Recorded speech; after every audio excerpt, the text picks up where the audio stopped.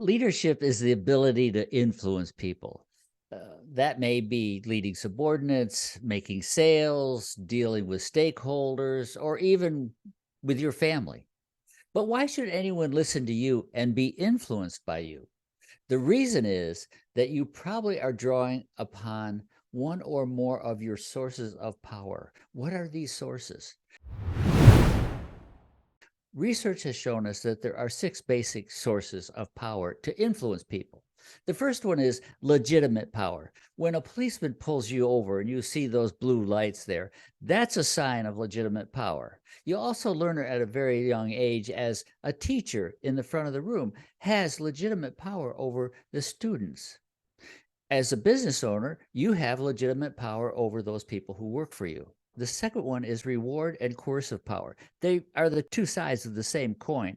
One is the ability to reward people with pay increases or compliments, and the other one is coercive, and that is the ability to punish or withhold things from people so that they're less happy.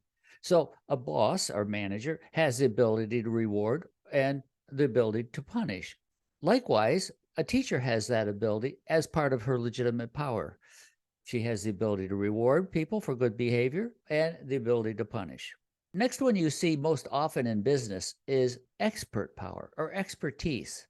When I go to the doctor, I always wonder, every exam room seems to have lots of diplomas of where my doctors went to school. And I think they must have gone to school a thousand places. No, what they're doing is they're putting up their diplomas to show that they have expertise, that they've been certified by schools and by the state to be competent in their specialty. That's why we obey doctors, is because they have more expertise than us. In business, you'll have someone who is an expert at IT, and you do the things that they say so that you can then work with your computer. Referent power is the next one, and referent power is the perceived attractiveness of a person or their worthiness. When I say attractiveness, I don't mean that they're handsome or beautiful. What I mean is that you admire them and you hold them in esteem because of their integrity, because of their honesty, because they have the same values as you. Those people have referent power. And that is, you say, I'm going to do that for Jerry because Jerry is such a good person.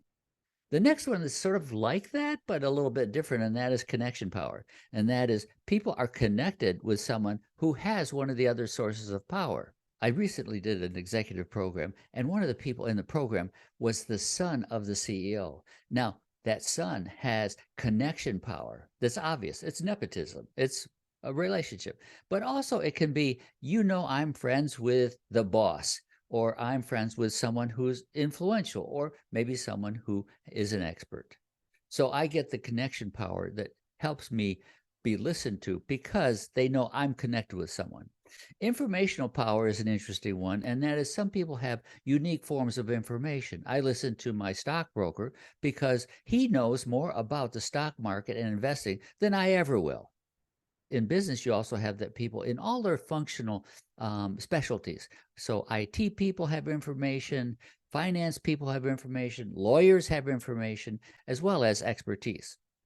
What you have in real life is combinations of these. So if I look at the boss's admin, she may have information power. She sees things going across her desk that I don't see. Connection power. She's connected with the boss.